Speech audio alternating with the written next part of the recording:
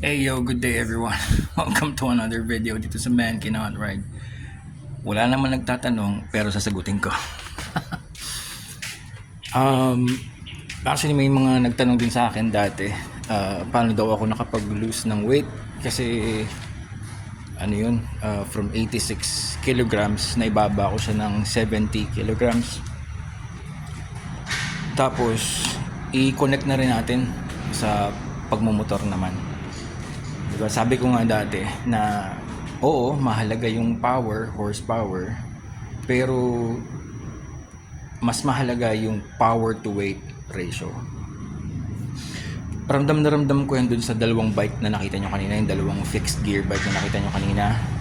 So, yung bike ng anak ko, magaan yun, tas magaan yung anak ko. Tapos, yung bike ko naman, mas mabigat sa bike niya at mas mabigat din ako.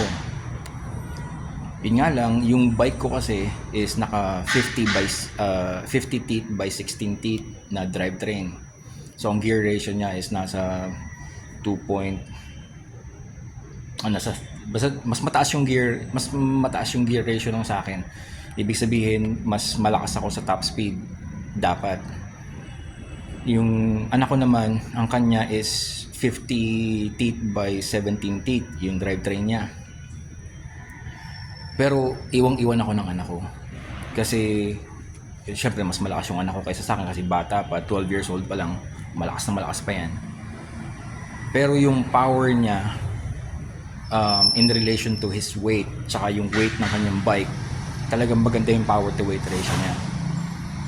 It's the same thing na halimbawa dito sa XSR 900, maganda yung layas ko dito tsaka yung tulin ko dito dahil maganda yung power to weight ratio. Mataas kasi yung horsepower, tapos magaan yung bike. Dito naman kay Octavia, 41 horsepower, tapos yung bike is 206 kilograms plus ako pa, so nasa kulang-kulang 300 kilograms yung riding weight. So kawawa yung kanyang power to weight ratio. So balik dun sa tanong kanina. So kung hindi natin matataasan yung horsepower, kung hindi natin madadagdagan yung horsepower, then magbawas tayo ng timbang para para humabol ng konti yung ganda ng power to weight ratio. Ginawa ko, eto, ano ba ngayon? Mag-alas 8 pa lang ng umaga. Nagising ako ng alas 6. I went out riding the bicycle, biking sa circuit. Sa nakita ko dun sa telemetry at dun sa basta dun sa gadget, so naka-burn ako ng siguro mga close to 300 calories. Yun pa lang ang ginagawa ko yung ngayong umaga. Yun pa lang, workout pa lang or exercise pa lang. It does not necessarily need to be na mag-biking kayo, mag-gym kayo, or mag-weights kayo, or mag-formal ano kayo na yung talagang may routine. No, hindi naman ganon. Ano lang, basta mag-workout lang. Basta pagkagising sa umaga, huwag munang magsa-cellphone, huwag munang tatamad-tamad, bangon, inom ng tubig, tapos workout, exercise, kahit anong exercise pa yan. Tumagal yung ride ko ng siguro mga nakalimutan ko ng oras, 40-45 minutes. So that's more than enough. Pagod na nga ako nun. Tapos nito, pagdating ko ng bahay, hindi ako kakain. Uminom lang ulit ako ng tubig, hindi ako kakain. Mamaya na ako kakain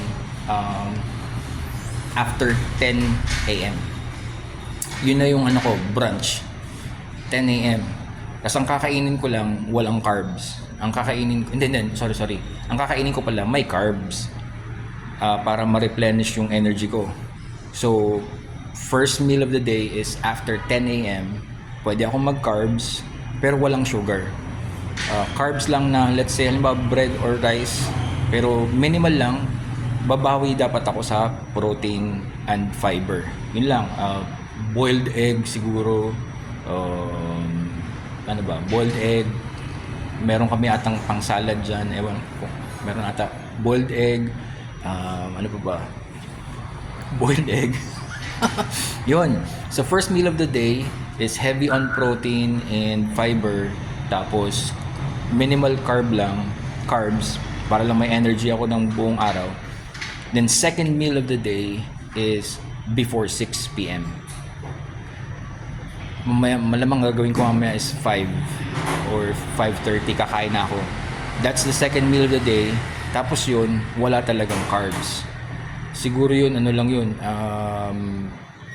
kahit ano lang, kahit anong pwedeng kainin, basta walang carbs, wala uling sugar. And all throughout the day, magre-replenish lang ako ng tubig. Wala akong iinumin na may kulay. Kape lang, pero black coffee. Walang creamer, walang sugar. Yun lang ang inumin ko. Either black coffee or water. All throughout the day. Okay, ang coffee kasi is a diuretic. Ang diuretic, ibig sabihin, nakaka-dehydrate bahagya. So kung iinom ako ng coffee within the day, I will make sure na if I drink 1 cup of coffee, I will drink 4 cups of water katumbas na yun, afternoon. Let's say, magka-coffee ako ngayon. Mamaya, before lunch break, kailangan maka-4 na uli akong ganun din naman. 4:1 na cups of water. And then, sa gabi, malamang mag-bike uli kami malamang mag-ride ako or mag-bike uli kami ng anak ko kasi gusto niya yung night ride. So parang workout na uli siya sa gabi bago magpahinga, bago matulog. And then all throughout the day sa office, naglalakad-lakad ako. During lunch break na hindi naman ako kakain, bumababa ako, naglalakad ako. During 15-minute breaks, naglalakad ako. Hindi ako nag-elevator, hindi ako nag-escalator, hagdan ng hagdan.